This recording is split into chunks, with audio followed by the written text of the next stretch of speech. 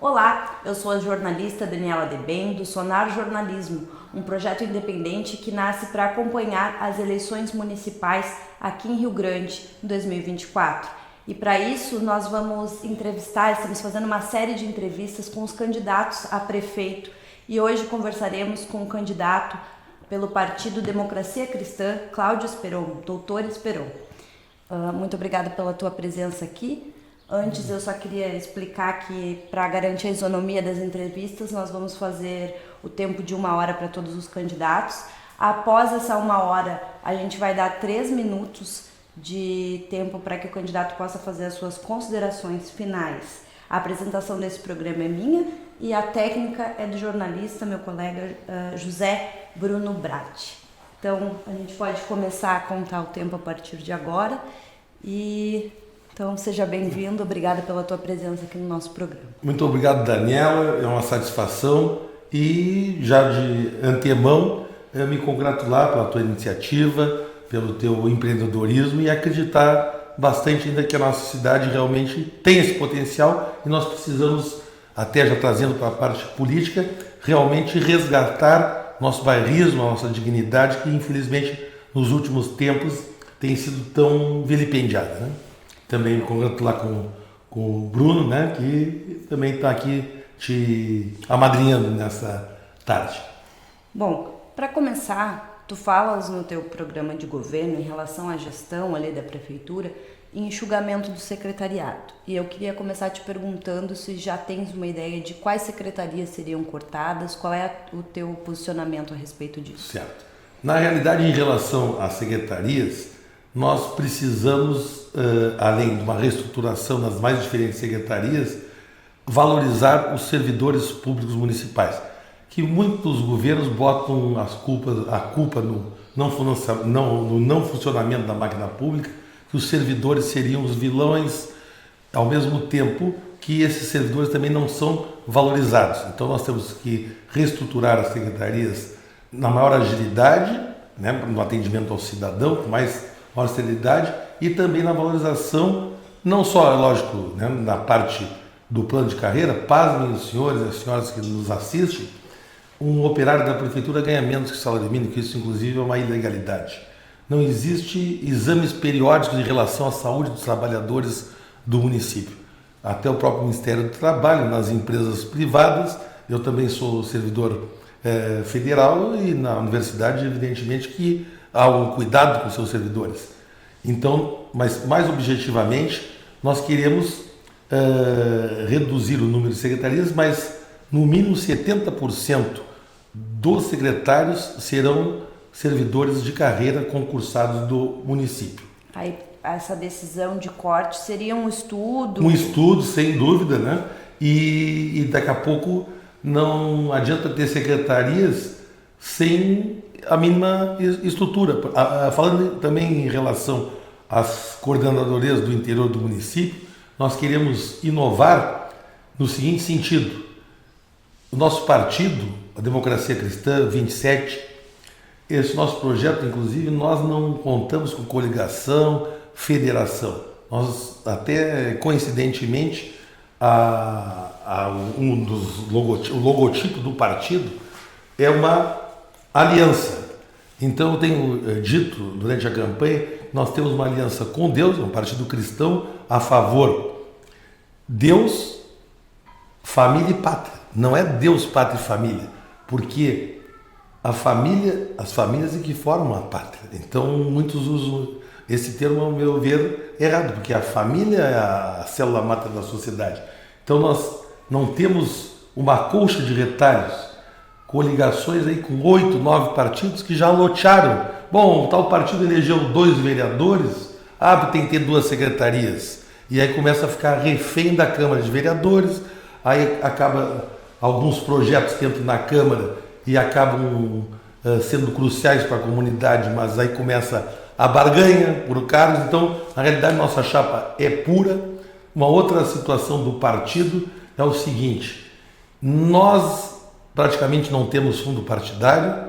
Eu e o meu vice-prefeito Sullivan, que é um soldado do pelotão ambiental, da Patran, um brigadiano, também empresário do ramo gastronômico, nós é que estamos com dificuldade. Sou um funcionário público, profissional liberal, ele também assalariado, empresário, que estamos com alguns recursos. Eu digo que a campanha do Tostão contra o milhão, mas inclusive somos formalmente contra. Inclusive disse ao Michael Sullivan, que é o nosso vice, que se porventura chegar ali qualquer valor, nós não vamos usar, porque eu acho uma excrescência. O senhor, a senhora, por exemplo, cirurgia de catarata esperando há 2 anos sem enxergar, e isso é lógico, infelizmente é uma lei nacional, financiamento público de campanha.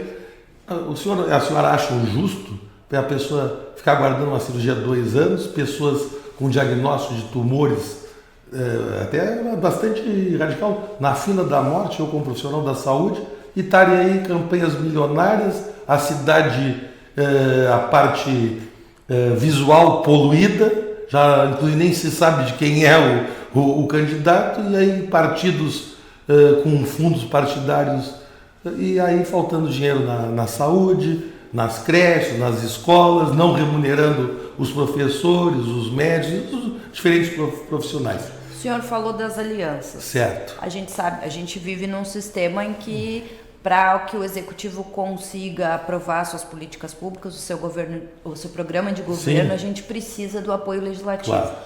Como construir isso? Construir da seguinte maneira, eu já dei uma leve pincelada em relação a isso. No momento que já começa esse loteamento, até ser bem radical, a aliança do diabo com a bruxa, né? Às vezes situações que não tem nenhuma identidade política, mas é por causa do horário de televisão, que inclusive nós não temos o horário de televisão gratuito. Claro, isso é uma decisão do Congresso Nacional, da lei, que é para se perpetuar os mesmos que continuam, e infelizmente isso, quem paga a conta é a sociedade, com o que não precisa nem dizer. Nós queremos ser propositivos às situações que vêm ocorrendo, vamos dizer, trazer aqui para a nossa paróquia, que nós vivemos no município. Não vamos entrar nessa disputa, nesse grenal a favor da direita, a favor da esquerda. Nosso partido é um partido de centro-direita, com os valores a favor da família, como eu disse, contra o aborto, contra as drogas, né? Então, agora, em relação à construção os poderes são independentes, legislativo, judiciário, inclusive, de passagem, já vamos registrar, nós queremos o Ministério Público, vai ser convidado o Ministério Público, se possível, ter uma sala anexa ao gabinete do prefeito, né, se for da vontade de Deus, seja o doutor Esperon, a partir de 1º de janeiro de 2025, que o Ministério Público esteja ali para e passo, fiscalizando, inclusive nós vamos colocar ali no Largo do Doutor João Fernandes Moreira, no Largo da Prefeitura, um painel da transparência. Existe a lei de transparência, mas com mais facilidade, o cidadão vai poder saber online o que está entrando de recurso, de IPTU, de imposto de serviços no município, e o que está sendo gasto, onde está sendo gasto. Falando um pouquinho da saúde, tu citaste na tua resposta sobre as cirurgias e os exames. Claro. Quais são as tuas propostas para a diminuição dessas filas? Muito bem. Como eu falei, na reestruturação das diferentes secretarias, dos operários que não são valorizados, evidentemente que fica muito difícil contratar profissionais em qualquer área, mas especificamente tem profissões que o mercado, né, nós vivemos num país capitalista, apesar de que muitos se formam na universidade pública, e eu acredito que inclusive isso seria assim, é lógico, uma legislação nacional, mas quem se forma, como eu me formei, numa universidade pública, apesar dos nossos pais muitos pagarem os impostos, mas que deveriam ter um serviço civil para dar um retorno à sociedade. E aí isso fica muito na consciência do profissional depois de formado. Mas então nós queremos, como ferramenta, criar uma fundação municipal de saúde. Há exemplo que já existe há muitos anos no município de Santa Rosa, em Canoas, e mais modernamente, através da EBSER, que no Hospital Universitário aqui em Rio Grande não existe mais profissionais, quer enfermeiros, técnicos de enfermagem, fisioterapeutas, médicos, funcionários públicos, e sim empregados públicos, através do regime CLT. E a Fundação Municipal de Saúde, como é uma empresa pública, mas de direito privado, evidentemente tem um gerenciamento bem mais ágil, tem como fazer um controle melhor dos servidores e muitas outras coisas que nós poderíamos esmiuçar, não sei se nesse momento. Com uma fiscalização. Com uma fiscalização forte, mais efetiva, poder... exatamente. Não, é lógico que ainda se baseia muita coisa em relação aos desvios na Lei 8.112/90 do Funcionalismo Federal, que é análoga ao Estatuto. Isso nós traríamos, vamos dizer, tendo mais, como dissesse, a fiscalização e trazendo um melhor gerenciamento para a saúde. Acredita que uma fundação municipal traria mais agilidade sim, na sim, implantação? E pararia com esses contratos com empresas terceirizadas, que há um verdadeiro turnover. Vamos trazer, um dia tu vai numa UPA, um médico que já aconteceu em Rio Grande, médico que nem registrado, que não era médico, falsos médicos. Aconteceu há bem pouco tempo atrás, não me lembro se é 2, 3 governos. Então isso fica muito difícil, além de, vamos dizer, exercício legal da medicina, expondo aos pacientes, grupos, até existia aqui contrato com empresa de profissionais médicos, aí contratam com o município, ganham dinheiro em cima do trabalho de outros profissionais, muitas vezes, né, todos nós já começamos a trabalhar, aí contrata lá X reais por hora para ter médico no posto. E aí ganha 40%, 50% em cima do trabalho dos outros. Até fica uma interrogação, como é que conseguem esses contratos? A população não sabe quem é quem, não existe uma identidade, uma continuidade, sabe, aquele lá é o médico, aquele lá eu vou lá, ele vai estar no posto, eu me trato com a médica tal, com o médico tal, a enfermeira, a técnica. Então nós precisamos, evidentemente, na medicina, eu acredito piamente que a medicina é ciência e arte. Né? Arte no seguinte do relacionamento médico-paciente, né? De você ter uma empatia, de se colocar, né, no lugar do paciente. Né?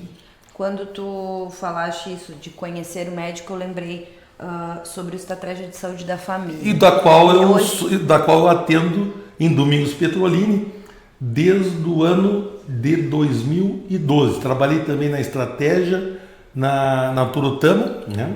Me especializei em estratégia de saúde da família através da FURG, mas a minha especialização primeira é a ginecologia e obstetrícia e faço diagnóstico por imagem na universidade. Então essa vivência da estratégia é extremamente importante, né? E nós precisamos avançar. Esse atendimento básico, ele eu acho que evoluiu bastante. O grande problema às vezes é o acesso às receitas. Inclusive nós pretendemos, como ferramenta de inovação, criar uma central de receitas. Como é que isso funcionaria? Funcionaria porque o que acontece? Na estratégia, hoje quase todo município tem estratégia de saúde da família, são poucos os postos que não têm estratégia, avançou. As receitas daqueles pacientes com hipertensão, com diabetes, com doenças crônicas, pessoas inclusive com situações relacionadas à saúde mental, que infelizmente cada vez mais crescem, e aí a gente sabe que são sociopatias devido, infelizmente, até às vezes a falta do emprego, né? E aí começam os conflitos financeiros, né? Inclusive nós queremos trazer, já levando, porque eu acredito que uma gestão pública moderna tem que se basear na transversalidade. Inclusive estava conversando outro dia com um amigo, ele disse, mas isso aí é uma coisa que tu vai dizer, isso aí as pessoas às vezes podem dizer, não, isso simplesmente é uma interação também, os secretários dialogarem permanentemente. Não, eu sou secretário de educação, não tem nada a ver com a... Claro que tem a ver. Então, educação financeira nas escolas, existem estudos epidemiológicos, né, mostrando que 70% dos casais se separam por causa de problemas financeiros. Aí vem a fisiopatologia, as causas de quê? Da drogadição, dos conflitos, lá na estruturação da personalidade das crianças, vem aí a violência doméstica, né? Que inclusive tivemos agora o Agosto Lilás, é um trabalho que nós queremos implementar. Já estou levando para... Por isso essa interação entre a secretaria... Outra coisa, os secretários vão ter que ter sangue nos olhos. O trabalho é 24 horas. Né? Não assim, ó. Ah, não, porque é uma pessoa muito técnica. Claro que nós queremos aliar técnica, idoneidade, que isso aí evidentemente nós não abrimos mãos. Inclusive, nós só respondo por mim, que nem a minha mãe dizia. Eu não tenho uma nas mãos. Então, isso aí... Então, idoneidade, porque infelizmente tivemos vários escândalos aí nos últimos anos, secretário da Fazenda preso, né? Bom, situações assim muito graves no município, né? E então nós queremos que as pessoas que estiverem, pode ser o maior técnico do mundo, mas se não estiver engajado realmente no governo, não queira, porque às vezes fica muito fácil, é uma pessoa de notório saber, pode contribuir muito, mas aquela coisa, vamos ali, protocolar, tem bastante, não nos serve. Voltando um pouco para as propostas da área da saúde, tu falas em uma criação de um hospital na Vila da Quinta. Exatamente. Qual seria essa proposta? Como conseguir recursos para viabilizar esse projeto? Exatamente. Outra coisa, já de antemão também, recursos existem. O que falta muitas vezes é projeto nas diferentes áreas. Mas eu vejo o seguinte, um hospital comunitário rural. Eu trabalhei na cidade de Joinville, inclusive morei no hospital, não era residente, fui morador do hospital. Trabalhava noite e dia no ano de 92, de dezembro de 92 até início de julho de 93. E era um hospital numa localização no distrito de Joinville, no distrito de Pirabiraba, o Hospital e Maternidade Betesda, em torno de 60, 70 leitos, de baixa e média complexidade. E na realidade eu vejo como um hospital comunitário, onde a prefeitura talvez, através da Fundação Municipal de Saúde, entraria com a folha de pagamento e os sócios manteriam. E por que na Vila da Quinta? Porque pegaria todo o interior do município, a Vila da Quinta, o 5º distrito, inclusive nós estamos vindo de lá do desfile escolar, ela cresceu muito, então já tem uma população que igual de muitos, maior inclusive que muitos municípios dos 497 municípios do Rio Grande do Sul. E isso, inclusive, desafoga a parte mesmo o acesso que os nossos hospitais ficam localizados aqui na dito centro do município, que na realidade não é o centro, então já evitaria todo esse deslocamento e um perfil diferente, em que haveria a parceria entre a prefeitura, através da Fundação Municipal de Saúde, e a população, que seria associada ao hospital, mas seria um hospital credenciado ao Sistema Único de Saúde, sem dúvida, né? Com atendimento universal e gratuito. Vou agora indo um pouco para a área da educação. Perfeito. A gente teve uma ampliação grande nas vagas da creche e da pré-escola, né, na educação infantil, mas ainda precisamos avançar. Tu falas na ampliação do número de vagas. Como é que isso seria feito? Pela ampliação do número de escolas, pelo convênio com as escolas privadas? Qual é o caminho? Sem dúvida, eu acho que tem que ser um mix na realidade. E uma coisa que eu até serve para qualquer, vamos dizer, das secretarias, se nós pudermos usar estruturas privadas, desde que estejam qualidade, com fiscalização, que não adianta fazer o convênio, eu sou totalmente contra. Às vezes o gestor, ele faz o convênio, eu repassei 600 mil para urgência e emergência no município, mas não há uma fiscalização efetiva. Não, eu investi 600 mil por mês, está lá, mas não pode ser dessa maneira. Eu estou contratando o serviço, o contratado tem que ter os relatórios, como é que está acontecendo, fiscalização efetiva. Nós, às 2 horas da manhã, nós estaremos indo na UPA, saber como é que está funcionando. Eu sou obstetra, então eu fui acostumado a dormir pouco, né? Além de plantões 24 horas, depois de sair do serviço e continuar trabalhando, época que eu, vamos dizer, atendia até bastante privado, convênios, parto às 2 da manhã, depois chego em casa, daqui a pouco 5 horas tu volta, mas lhe respondendo. até na própria área da saúde, como na educação, se nós não precisarmos estar construindo, o que acontece? Tu vai economizar recursos, até tem como proposta, porque usar a estrutura, fazer um grande acordo com a classe médica, usar as estruturas dos consultórios. Aí tu não precisa pintar posto de saúde, não precisa botar um guarda no posto de saúde, não precisa gastar luz com o posto de saúde, e a população vai ficar muito mais contente porque ela foi consultar com o médico que ela escolheu. Na parte da educação, a mesma coisa. Se eu conseguir fazer parceria com escolas de educação infantil, ou que tenham as condições adequadas, né? Não é fazer muitas vezes a gente vê, às vezes, casas que não têm um plano de prevenção de incêndio, né? Então, seria muito importante, pois nós podemos economizar recursos. Ainda falando de educação, a etapa que apresenta hoje os piores indicadores do IDEB é a dos anos finais, né? Do sexto ao nono ano. Principalmente as disciplinas de matemática, né?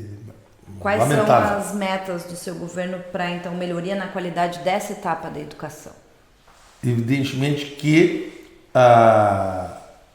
capacitar, oferecer às professoras, né, vamos dizer, uma maneira que elas se qualifiquem, que possam buscar subsídios pedagógicos para ter uma abordagem melhor aos alunos. A gente teve também, nesse período, várias déficits, né, de professores, monitores. Como resolver isso? Porque a gente, ao mesmo tempo que tem déficit de alguns profissionais, até na área da saúde, da educação, também temos as leis de responsabilidade fiscal. Como equilibrar essa falta de mão de obra com a responsabilidade fiscal para garantir que a população seja Daniela, atendida? A felicidade de termos faculdades, né? A universidade, as próprias faculdades privadas. Então temos que fazer convênios para usar inclusive monitores, pessoas que venham dar apoio às professoras. Tu citas um projeto Educador no Bairro. Como funcionaria esse projeto? Esse é um projeto social e, ao mesmo tempo, nós vamos lá identificar, lá no bairro Castelo Branco, na Recreio, São Miguel, hipoteticamente, tem uma senhora que ela não é professora, mas ela lida com artesanato. Então, o tempo que as mães trabalhadoras, às vezes, inclusive que são mães e pai, né, ficam às vezes com uma menina, a maior, vários filhos, cuidando dos menores. E a gente sabe da situação que ficam vulneráveis, à drogadição, né? Então, não adianta tirar uma pessoa lá do seu bairro para estudar balé num outro lugar, que até a criança nem se sente bem. Então, procurar dentro do bairro, por exemplo, dança, manifestação cultural, hip hop. Daqui a pouco tem um senhor que está aposentado, mas ele tinha o seu Cringer aqui no cassino, Papai Noel do cassino, que trabalhava todo ano fazendo marcenaria. Então dentro do bairro tem uma pessoa que tem vocação. Então daqui a pouco ele não tem condições de comprar uma ferramenta, não tem condições de comprar o material, então vai receber uma pequena ajuda de custo para, no turno inverso da escola, ensinar, que daqui a pouco até desperta e ensina um ofício e as crianças ficam cuidadas, porque sabe, não, é o seu Nicolau, que é nosso vizinho aqui, é uma pessoa de credibilidade, nós vamos trabalhar e estamos... Então são coisas que, com um custo muito baixo, então nós queremos fazer um governo inovador. Por exemplo, em relação à parte da cultura e turismo, inadmissível os museus da cidade ficarem fechados esse fim de semana. A biblioteca, que é pública, mas na realidade é privada, a biblioteca mais antiga do estado, tem mais de 450 mil exemplares, recebe muito pouco apoio governamental, governo do município, tem obras raríssimas, como o exemplar do Lusíadas de Camões original. E as crianças não conhecem, muitas pessoas não conhecem os museus. O que custa conversar com uma empresa que faz transporte escolar? Olha aqui, fim de semana, são 76 escolas no município, 2 por fim de semana. Traz a pessoa, as crianças do bairro, né? Visita os museus, faz um tour no sítio histórico da cidade. Quem sabe uma Olimpíada cultural dos diferentes gêneros, no conto, na poesia. No final do ano, dá um lanche. A criança não esquece mais. Daqui a pouco nós estamos despertando, né, um escritor, e se não for um escritor, como no esporte, daqui a pouco não vai ser um atleta de índices olímpicos, mas resgata e faz com que afaste da organização que traz tantos problemas para a sociedade. Ainda em relação à educação, a gente tem o tema da educação especial e nos Muito últimos importante. anos É um crescente, mais de 90% dos alunos da educação especial estão inseridos dentro das escolas E está regulares dentro, do das município. leis diretrizes da educação, né? Não poderia ser diferente. E como garantir que essa inclusão ela seja realmente efetiva? Que não seja só estar dentro da sala de aula, mas que esses alunos estejam Aumentando as aprendendo. parcerias, como eu tinha falado anteriormente, com cursos de psicologia da universidade, melhorar e aumentar o número, né, de monitores, né, remunerar de maneira mais digna os estagiários, né, para que as professoras tenham apoio e inclusive a situação em que fiscalizar e de acordo com avaliações do psicológico, neurologista infantil, saber realmente quantos alunos especiais, e também temos que ver o grau, né? Porque o espectro autista ele é muito variável. Então, saber o número de alunos para cada professor, tantos monitores, e também o grau da necessidade de cada aluno, individualizado, né? Não é um número. Nós na medicina mesmo, eu nunca chamei, aprendi com o meu saudoso pai, ficha 27. Não, a 18, não. O próximo paciente, Dona Maria de Lourdes, seu João Roberto. Não existe, isso é uma pessoa, não é um número, né? Infelizmente, a gente vê isso, né, no dia a dia. Né? É muito difícil aceitar esse tipo de situação. Quando a gente olha os dados da economia, do orçamento do município, a gente percebe que os municípios, de maneira geral, eles têm uma dependência grande dos governos, tanto estadual quanto federal, né? De transferência em 2021, para cada real recebido em transferência, 53 centavos eram de recurso próprio. Então, quase metade do orçamento eram de recursos externos. Como fortalecer o município para que essa arrecadação própria aumente? Quais são as medidas a se tomar para isso? Por exemplo, até vou trazer, não era um assunto que eu pensava em trazer. Está sendo anunciado agora um empréstimo de uma agência francesa de 400 milhões de reais. Evidentemente que foi importante o município ter crédito. Agora, o senhor e a senhora que está em casa, que paga o seu IPTU, não pense que algum banco empresta, alguma agência vai... Capital internacional, o capitalismo é selvagem, né? Na realidade, ele vai receber esses valores. Quem vai pagar somos nós. Talvez daí através do aumento do IPTU, quem sabe, felizmente, nós não vamos aumentar o IPTU. Nós vamos, inclusive, criar alternativas como o IPTU verde. Daqui a pouquinho eu já esmiuço. Agora, o senhor e a senhora que estão escutando em relação a empréstimo, importante, precisamos realmente financiar, precisamos evoluir, tem obras estruturantes que têm que ser feitas. Mas muito cuidado com quem vai gerenciar esse recurso, né? Isso tem que ter muita atenção. Em relação ao IPTU verde, nós precisamos... Ainda voltando, estou fugindo do tema, não tem problema, fique bem à vontade. Como fortalecer a economia do município para que... Sim, assim, existe fontes de financiamentos para vocês, a extensão territorial, só de estrada nós temos 600 quilômetros. E diga-se receitas que ficariam... Diga-se de passagem, as estradas não tem uma localidade que o acesso esteja adequado. Tem comunidades como na Palma, que tem uma bacia leiteira que infelizmente cada dia diminui, comunidades que têm conglomerados, Petrolina, que as estradas são praticamente inacessíveis. Queremos uma reestruturação também com todas as secretarias, mas em especial da Secretaria da Agricultura, Pecuária, Abastecimento e Cooperativismo.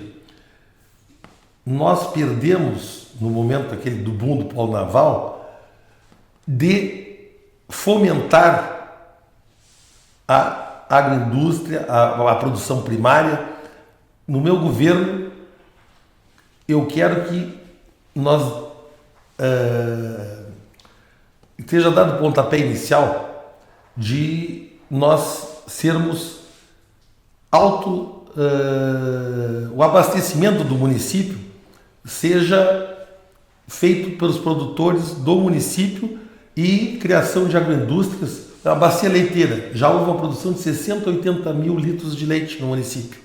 Existe genética, existe solo, existe pessoas extremamente capacitadas, jovens que gostariam de não sair do campo.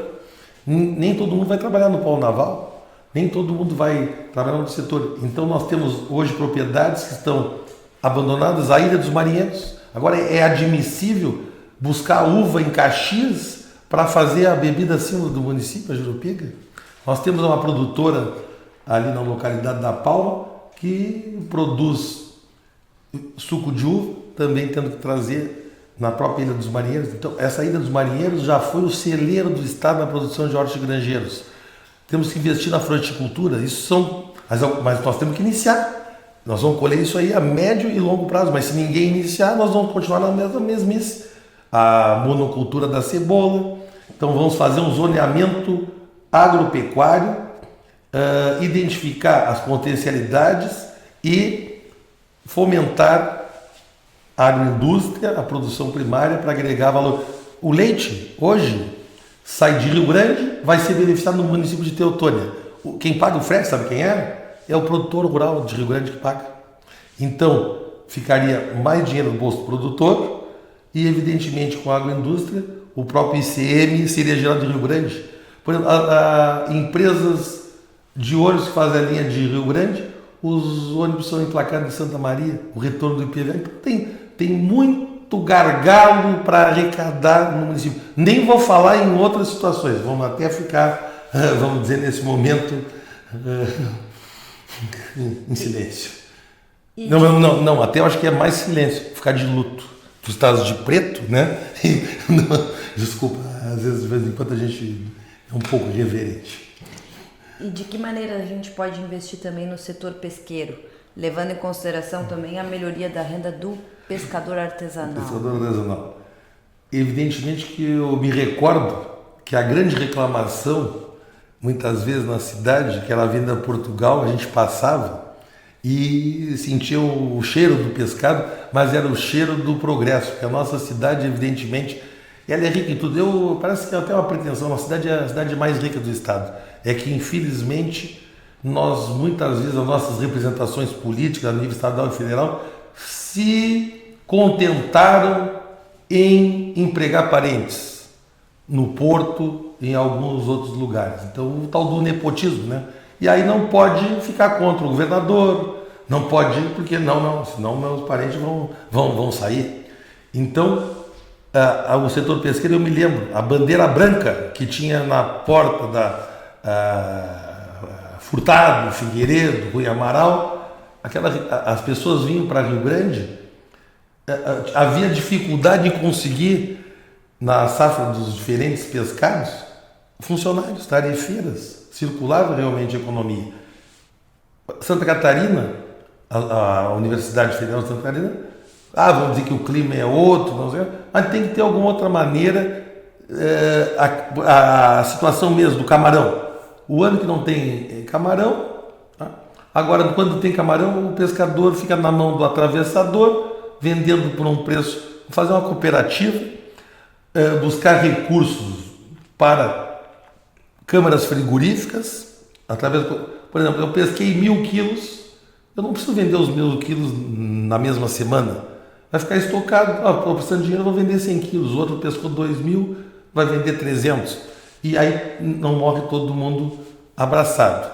Evidentemente que nós vamos nos cercar. Essa semana mesmo estive tentando fazer o contato com o Torquato Pontes, inclusive o Torquatinho, todo mundo conhece, para até pegar maiores subsídios e, evidentemente, saber de que maneira nós podemos realmente incentivar e fazer com que nós possamos retornar a esse período próspero do município em relação à produção do pescado, produção e beneficiamento do pescado.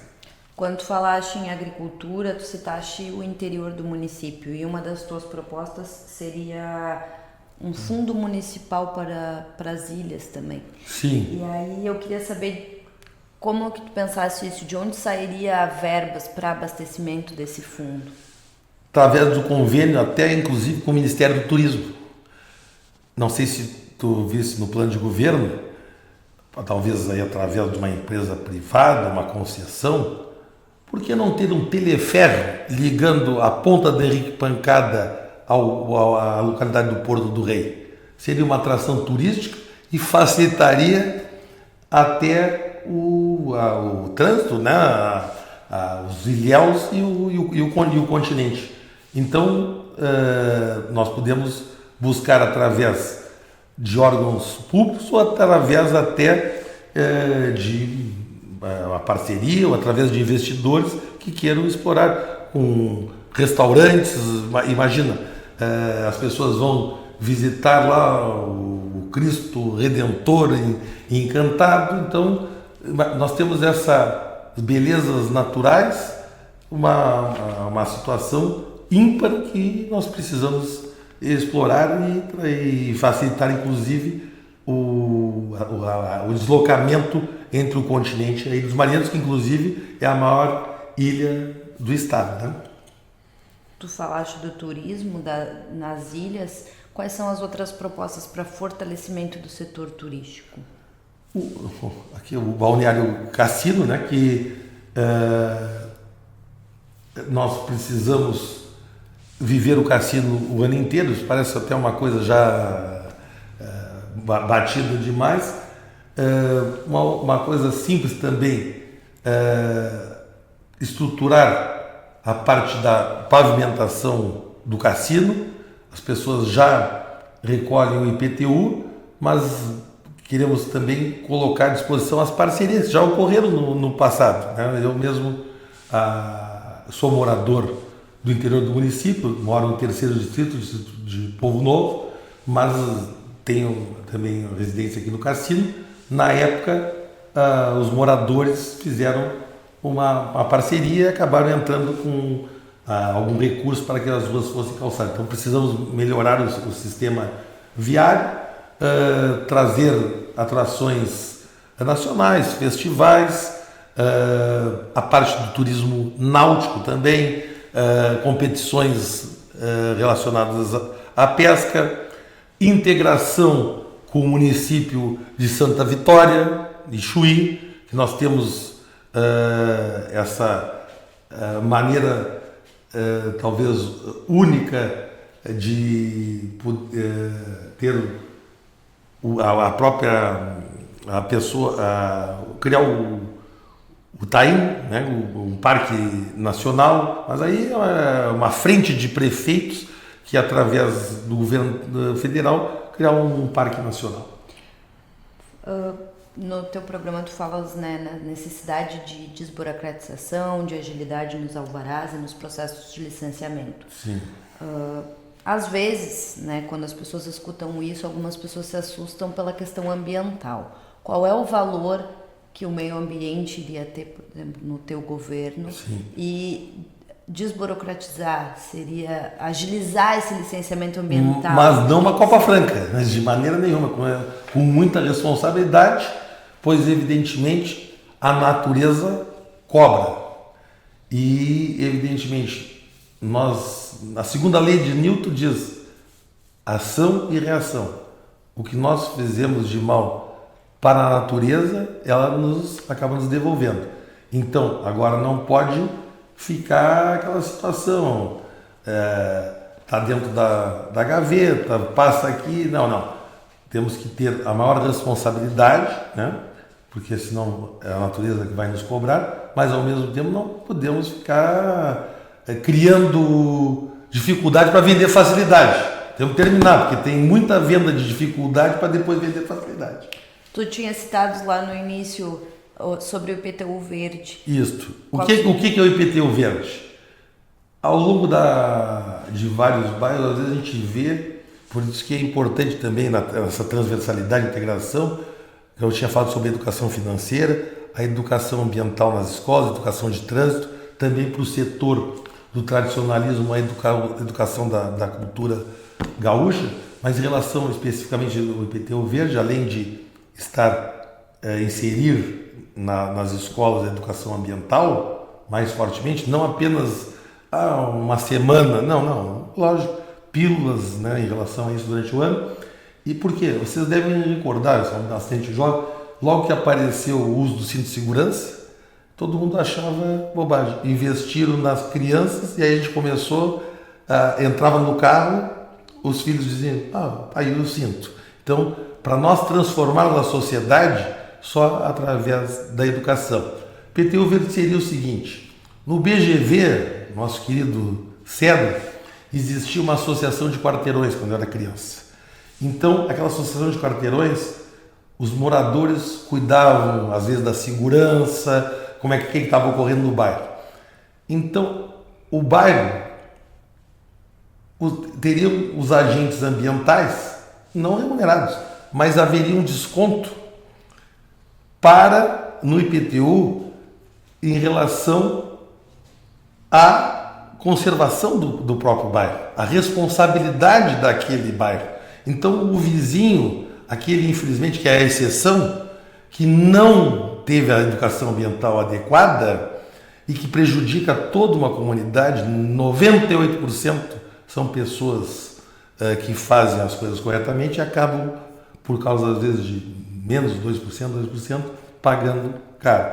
Então, seria uma maneira de premiar, né? Então, haver um controle em relação a isso. Então, esse seria o IPTU verde. Outra situação em relação ao IPTU, nós precisamos fazer um novo plano diretor, principalmente em relação ao centro da cidade, que é inadmissível confundirem prédios históricos com velharia. Isso, inclusive, favoreceria a mobilidade urbana. Precisa haver uma reocupação do centro da cidade. As pessoas precisam voltar a morar no centro. Tem áreas ociosas e, infelizmente, os imóveis perdendo valor. Calçadão na cidade, falar em turismo.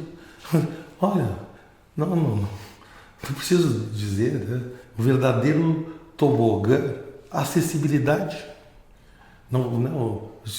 Agora, 3 dias atrás, estivemos na escola José Alves de Azevedo. Olha, o desrespeito, e pessoas até de mais idade, sem deficiência visual, com uma gestante, né, devido à marcha anserina, tem que deslocar o seu centro de gravidade, tem que caminhar com a perna mais aberta, devido, né, ao abdômen ser deslocado para frente, cai, né, se quebra, né, e aí? Andaram fazendo tal de calçada legal, nem os prédios da prefeitura, governo do PT, vamos dizer, vão dar nome aos boi. Fizeram um programa, uma calçada legal, com não sei o que, os prédios da prefeitura, então é o seguinte, primeiro nós resolvemos as coisas em casa, vamos dar o exemplo para depois cobrar dos outros. Então, são falácias. Tu citaste questão do patrimônio. Sim.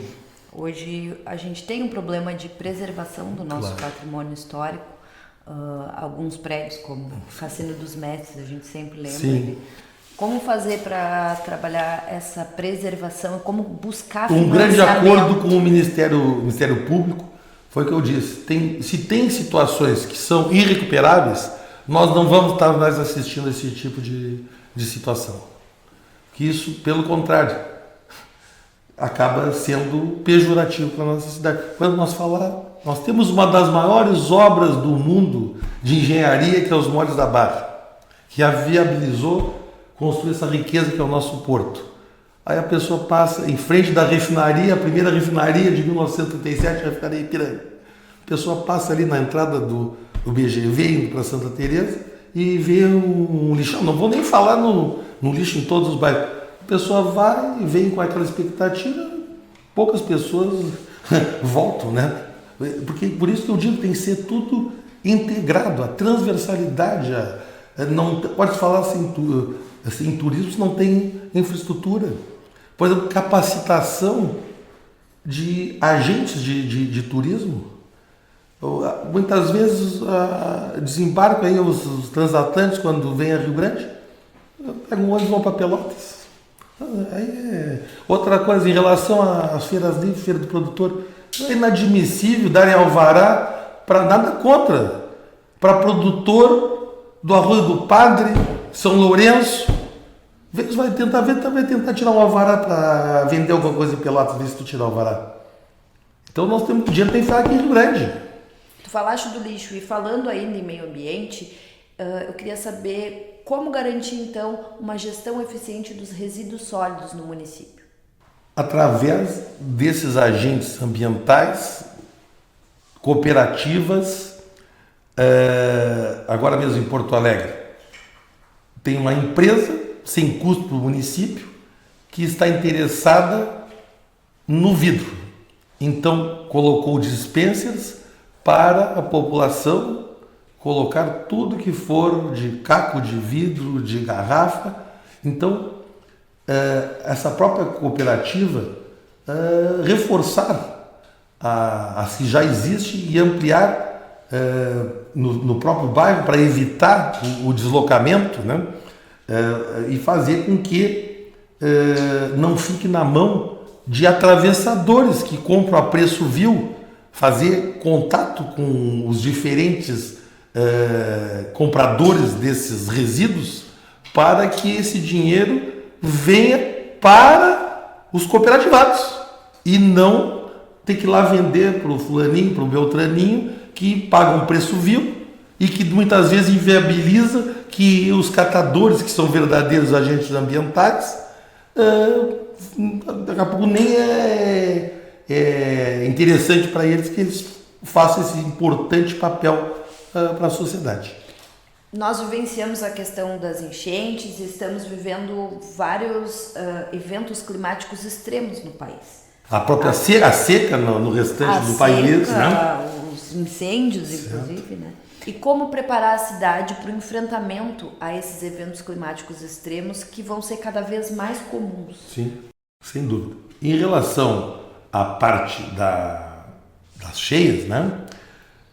Evidentemente tem que ser construído diques, áreas vulneráveis. Nós temos que conversar, dialogar com esses locais, porque realmente, mesmo quando não há essas hetacombes, né, acima muito da média, são locais de extrema vulnerabilidade que, né, não são próprios, né? Isso, infelizmente, devido à irresponsabilidade dos próprios governos que sucederam, coisas bem mais antigas ao longo desse governo, permitiram certas situações que nós temos que corrigir. Agora, nós temos uma cidade a nível do mar, mas, por exemplo, na Holanda é abaixo do nível do mar e não ocorre esse tipo. Mas tem dinheiro.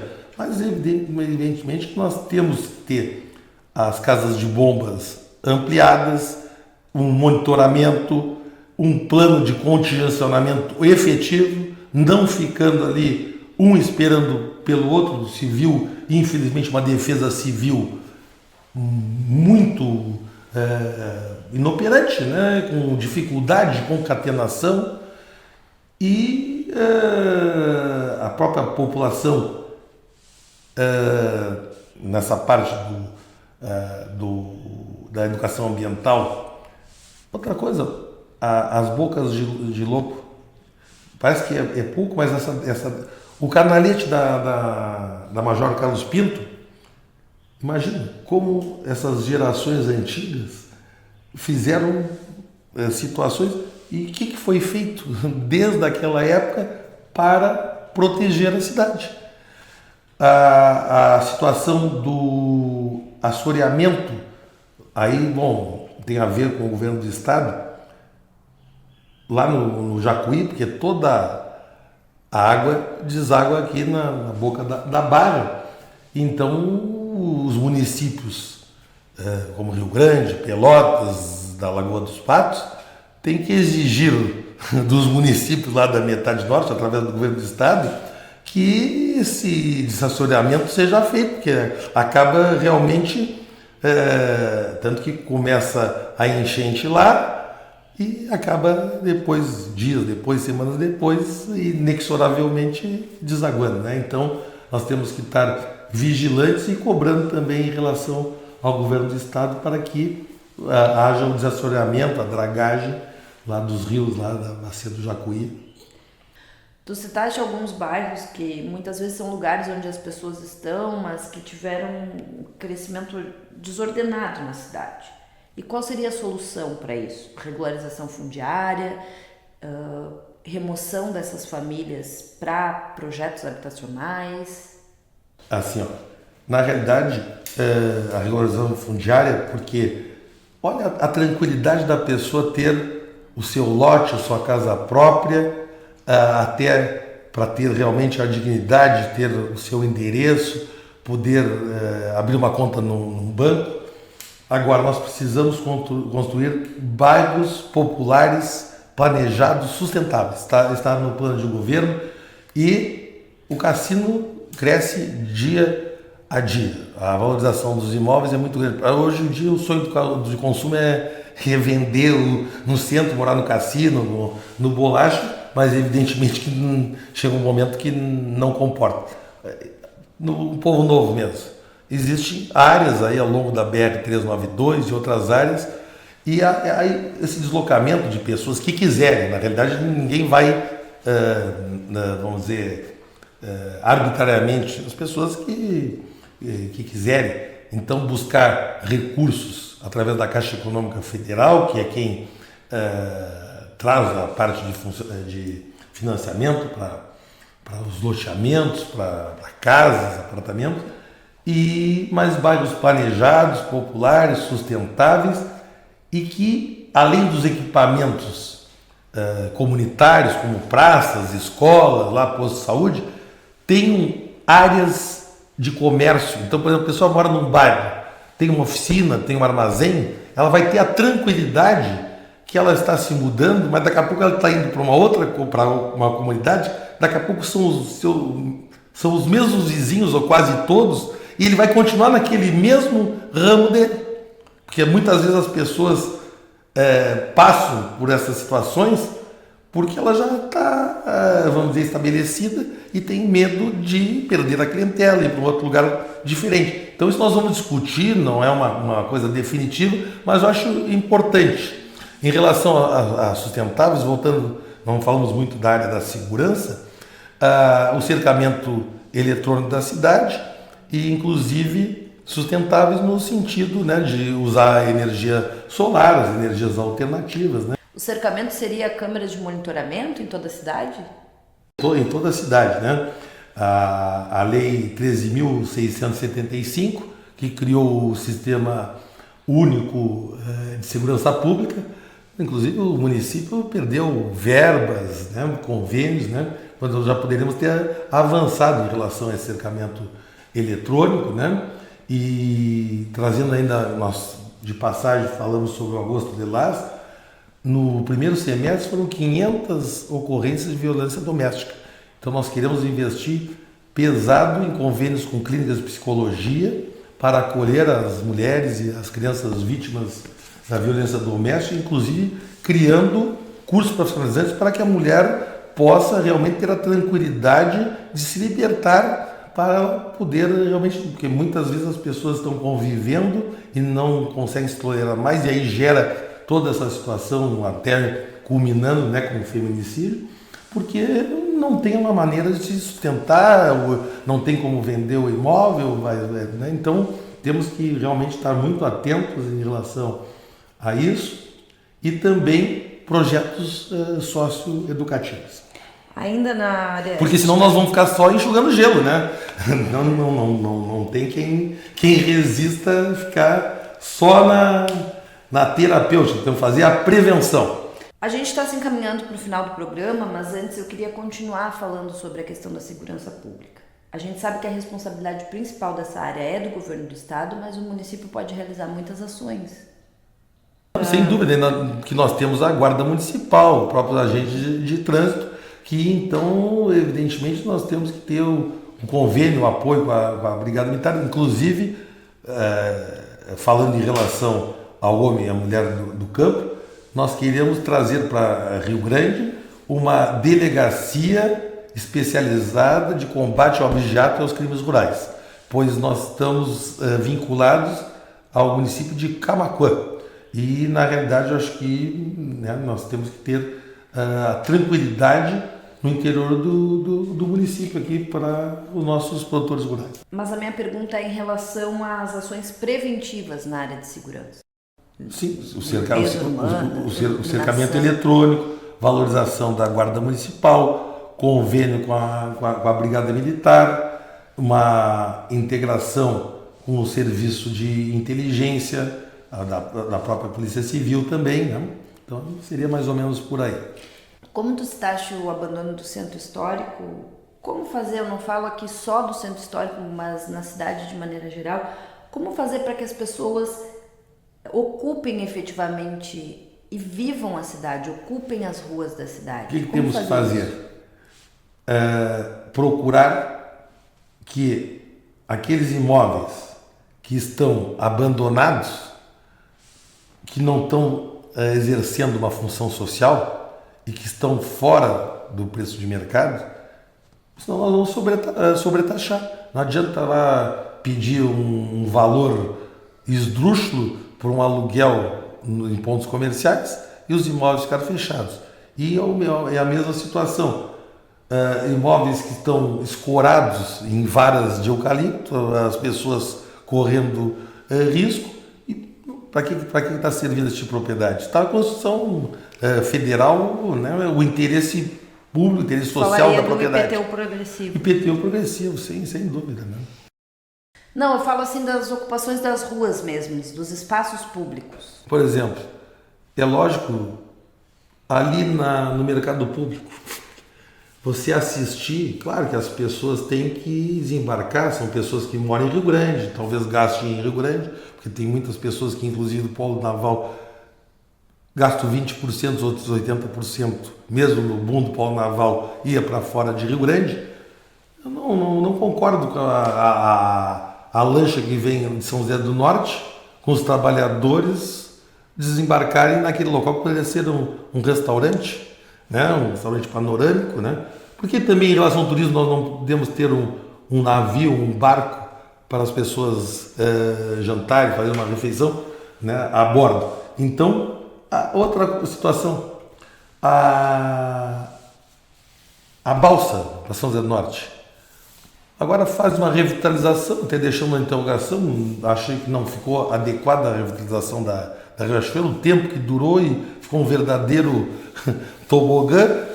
E aí os caminhões que ficarem ali, nós vamos multar os caminhões que ficarem ali contramão na Riachuelo, em fila dupla, a barca de São José do Norte, lá a balsa, lá no porto, só carro vai passar ali na Riachuelo.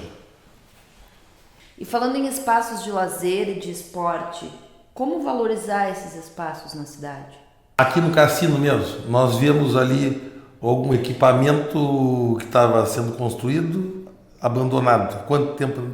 Então, ao longo da Avenida Atlântica mesmo, várias canchas de esporte, vôlei de praia, beach tênis, realmente com iluminação, com quiosques, né?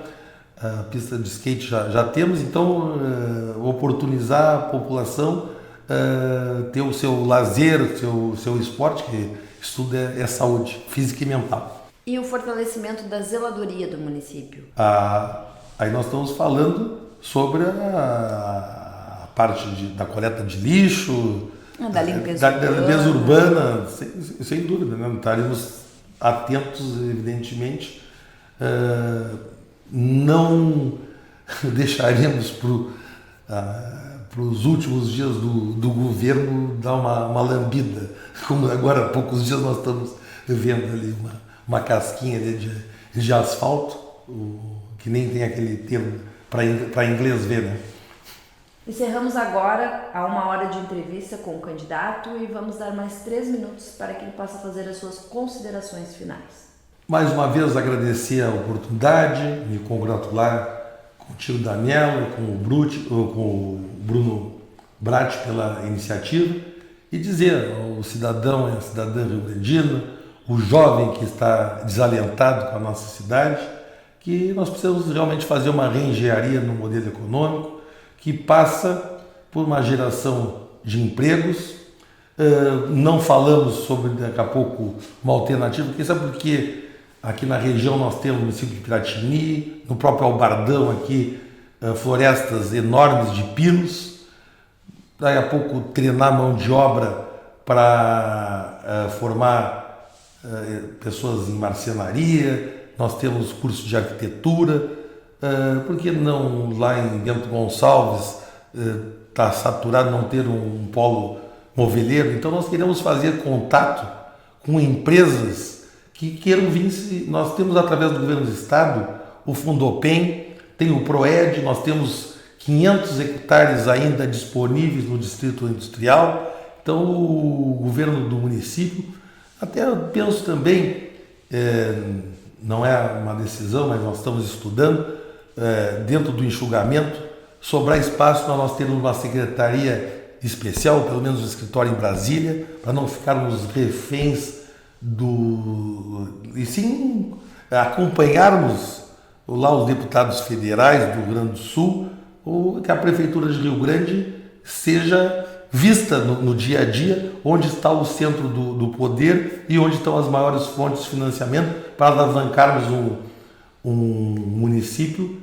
que realmente é um município rico, em que no último censo agora, 40 mil pessoas estão abaixo da linha de pobreza. Imagina, uma pessoa pobre é terrível. Agora, abaixo da linha de pobreza, 10 mil jovens foram embora do município de Rio Grande, entre 18 e 29 anos, pela falta de emprego, fora os que estão subempregados ou nem estão procurando emprego.